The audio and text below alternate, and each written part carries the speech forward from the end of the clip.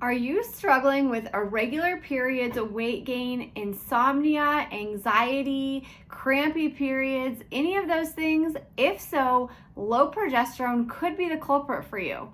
In this video, I'm going to teach you exactly what low progesterone is, what symptoms you might be experiencing, and exactly what to do with it. If you have not hit the subscribe button yet, go ahead and do that so you'll be notified anytime I post new content related to holistic health, hormones, and women's health topics. I use this information all the time with my patients, and I've experienced it myself too. So this information in these strategies are very, very useful. I've used them 100 times with patients, and they could work for you too. All right, so let's go ahead and get into what low progesterone is. So first, I want to talk about a little bit of info on sex hormones in general. So throughout the menstrual cycle, day one of your period is day one of the cycle.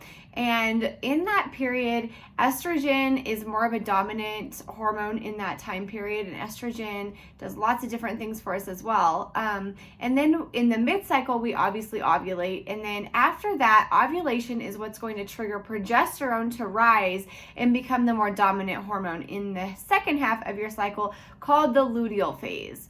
Progesterone also is going to help you to do several things. So progesterone is a miracle little magical hormone that can help you to have a better stress response. It helps your HPA axis, which is the hypothalamus, pituitary, adrenal glands, produce less stress hormones and again reduce stress.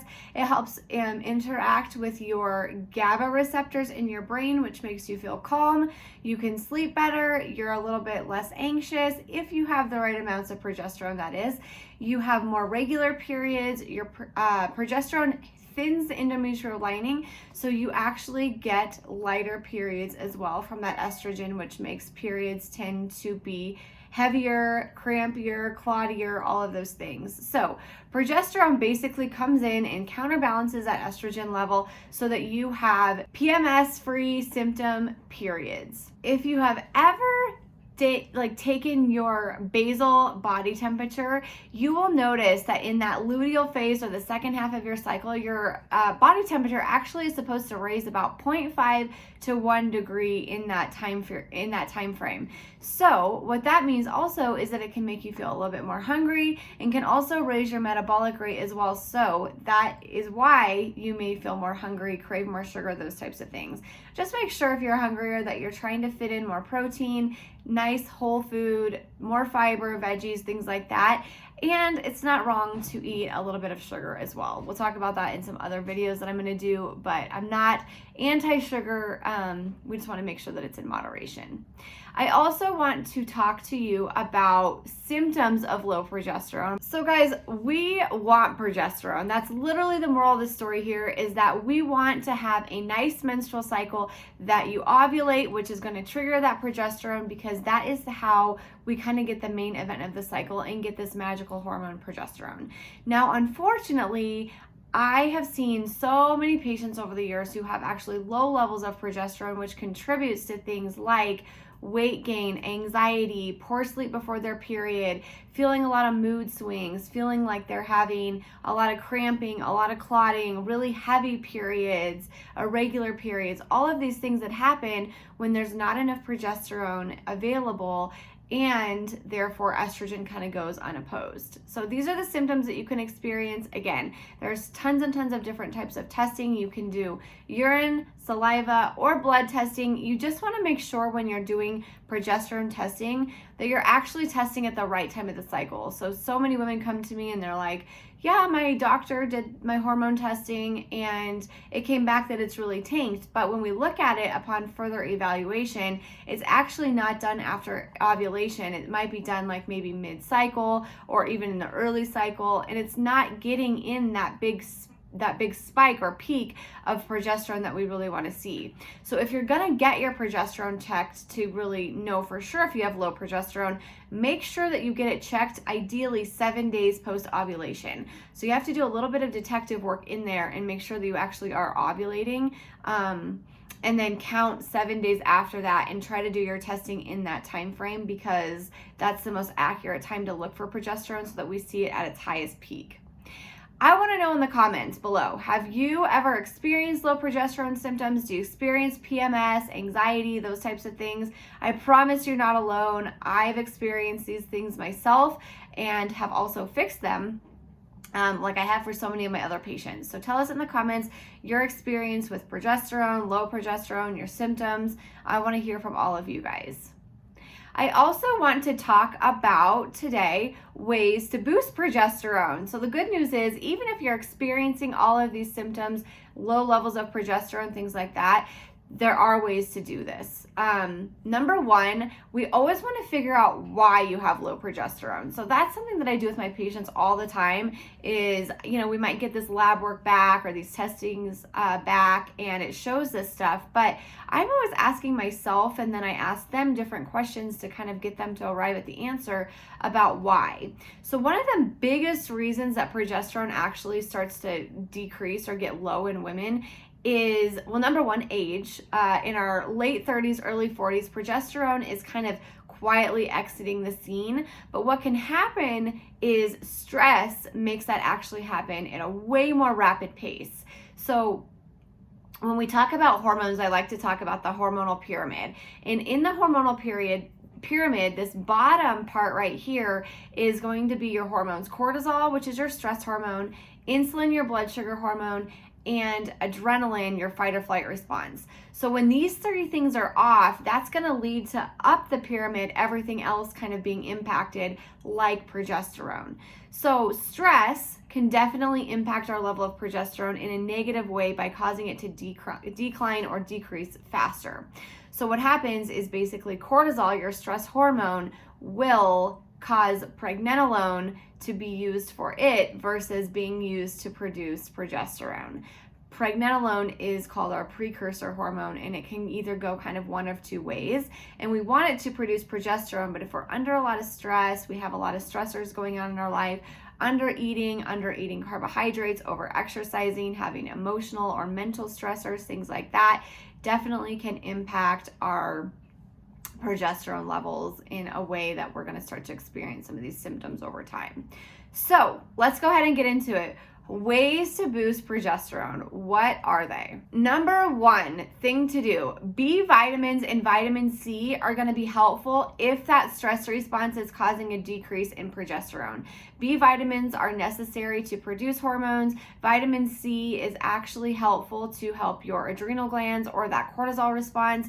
Both of them get depleted when we are stressed. So taking a B complex and a vitamin C is really, really helpful. And you can just get some vitamin C powder, take a B complex like I mentioned, and you'll be good to go. Number two is to actually try to stress less. I know that so many people feel really disempowered in this kind of stress less, manage your stress type of mindset or suggestion, but hear me out. So stressors come in the form of mental, emotional, and physical stressors. So much like I mentioned before, we can get our bodies can detect stress from low carbohydrate diets, from under eating, over exercising, lack of sleep. These are more intermittent fasting. These are more physical stressors. And to me, they're more the lower hanging fruits. So if you're noticing that you are getting symptoms of low progesterone and you know you're under eating, you're eating 12 or 1300 calories a day consistently, you're eating, doing keto or doing really low carb dieting, you're not, you're fasting for a long time, not eating for a really long period of time, that's the first thing that's the easiest to take out of the stress reservoir. I always explain stressors as sort of a reservoir. So in our reservoir, we have, like I said, the mental, emotional, and physical stressors. And these are all physical stressors that are super, super easy to just take out. So if you're intermittent fasting and noticing your periods are not going in the right direction, you're starting to feel a little bit more anxious, especially in that luteal phase or the phase from ovulation to your period, stop fasting. Lessen your fasting window. If you're going 16 or 18 hours, try going for 12 to 14 hours and see if that helps within a month or two. If you're eating low carb, make sure that you increase your carbohydrate intake. And carbs are a scary, demonized thing. I don't mean eating sugar and, treats and processed foods, but I mean adding in some fruit, some vegetables, some sweet potatoes, some ancient grains, all kinds of really, really great carbohydrates that have super, super tons of nutrients in there to help support your body as well. The harder part, or the more challenging one, I think, but not impossible and super, super worthwhile, is to work on your mental and emotional stressors. So one of the things that I see so many women dealing with is this idea of type A, perfectionism, people pleasing. This creates a ton of stress on your body. Your body detects when you're being a really big perfectionist about something. Your body detects a threat, a danger, thing to get away from. And so when that happens, your body actually produces more cortisol and goes into the fight or flight response, and therefore will impact us chemically and hormonally by producing more stress hormones, not producing as many sex hormones, and therefore we get more symptoms around our periods. So if you're noticing that you are type A, overwhelmed a lot, perfectionistic, put a lot of pressure on yourself, overachiever, these are prime personality characteristics for somebody who will struggle with kind of like cortisol dysregulation, common fight or flight response, and therefore get their sex hormones negatively impacted. So if this is you, I encourage a couple things. Number one, your emotions just needed to be identified and validated. So if you are constantly putting tons and tons of pressure on yourself and you're feeling angry or sad or grief or resentment or any of those things, kind of stop yourself and be like, okay, I'm angry right now. I'm feeling this really big anger inside of me. It's okay. We're safe despite feeling this uncomfortable emotion, and kind of process through it that way. Number two, if you notice that you are really putting tons of pressure on yourself to be perfect, to have a perfect body, a perfect house, perfect children, perfect career, perfect business, whatever, make sure that you I think journaling about it's super helpful. And I think coming back to some more realistic expectations for yourself is super helpful. Counseling has really been helpful for me in this regard. And I know I have so many colleagues who also see counselors and get help with kind of unpacking where this perfectionism and pressure came from, because likely we learned it as children. And this is kind of these pathways and this mindset has kind of stuck with us. So stressing less, getting as much as we can out of this stress reservoir, super helpful. Take an inventory of all of your current stressors by asking yourself, what is making my life hard right now? And just jot them down. Just get it out. Look at them after you're done figuring out what's making your life hard right now, and pick a few things to start tackling. So the things that you can control, figure out solutions to them. Either delete them, delegate them, do them, go to the drawing board with your partner or husband and figure out if something can change. Whatever you need to do, but figure out a solution to things that you can control. For the things that you cannot control on that list, try to reframe it in a different way that's not so threatening to yourself, and figure out kind of a different approach to it with your mindset so that it feels a little bit better for you in that regard as well. Number 3 is, I'm going to talk about some herbs that I use. So the first herb that I like to use is either called chastity berry or vitex. And this is an herbal formula, the same thing, but this is an herbal formula or an herb that helps to kind of restore the connection from your brain to your ovaries. So in our body, we have something called the HPO axis. So hypothalamus, pituitary, ovarian axis. And basically what's happening is your brain's constantly in communication with your ovaries, telling them, produce this hormone at this time and this happens. So this is going to trigger this. And it's kind of, orchestrating this huge hormonal cascade. And sometimes what happens, again, usually due to stress, the HPA axis is the hypothalamus pituitary adrenal axis, which is part of our stress response, can really kind of intercept this, and the stress can kind of cause this communication to your ovaries to not be so great. So again, physical, mental, emotional stressors can impact that. But Chasteberry berry or Vitex is really helpful at kind of restoring that communication from your brain to your ovaries and can help you to eliminate some PMS symptoms, increase progesterone, and feel overall better. I will give you the caveat that when we're working on progesterone and anything really sex hormones that have to do with the ovaries, your body goes through about 100-day cycle where it chooses the ovary or the follicle, that it's going to ovulate about 100 days before it ovulates it. And so it takes it through a cycle. So when we're working on sex hormones, we really kind of got to give for herbal formulas, treatment plans, anything that we're talking about here, nutrition, all of those different things, a fair shot for about those 100 days to see what happens. So many people come to me and they're like, I did this for a month. My period still was horrible. I didn't notice any change. It didn't work. So give it the 90 to 120 days is the typical cycle. I usually say about 100 days. So about 3 cycles if you're having regular periods to really notice a change. And really, if Vitex or Chasteberry is going to work for you, most people are on it for about 3 to 9 months. So you always want to work with your practitioner and get, the right dosage and the right time frame and know what to look for and all of those things. But the dosage is really somewhere around about 200 to 1,000 milligrams of Vitex. And again, work with somebody who's qualified, that knows what they're talking about with this, and make sure with herbs that you always know that you're getting the right one for you. So like I said, if you have cortisol and a big stress response happening that's causing your low progesterone, Chasteberry is a good one for you. But there could be other reasons too that you're not producing as much progesterone. Maybe you're anovulatory, maybe you have PCOS, maybe there's, hypothalamic amenorrhea. There's other things that could be happening here that we might need some different treatment for. The next one that I like to use is vitamin E. So vitamin E actually emulates or sort of looks like progesterone in the body. And so a lot of women's health formulas will have things like either borage oil or vitamin E in them, which looks like progesterone and can help you kind of with some of these symptoms like hot flashes, irregular periods, PMS, those types of things as well. And then last tip that I'm going to give you for boosting your progesterone today is to get your sleep. Sleep is super, super imperative, and whether the kiddos are waking you up every night or it's just sort of on your own will that you like to maybe stay up after the kids have gone to bed, you're like, oh, finally I get some free time to myself.